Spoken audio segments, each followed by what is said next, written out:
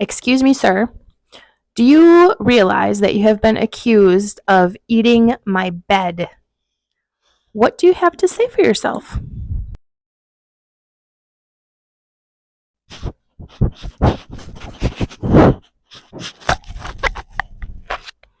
All right, there you have it.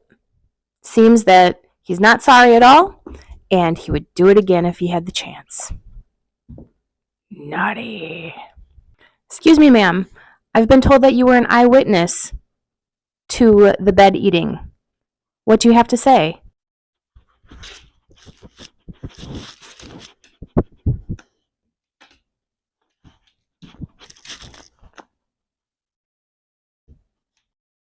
So she did indeed see the entire thing happen, but she was very quick to report the crime, which I'm very thankful for. Good girl, Sylvie.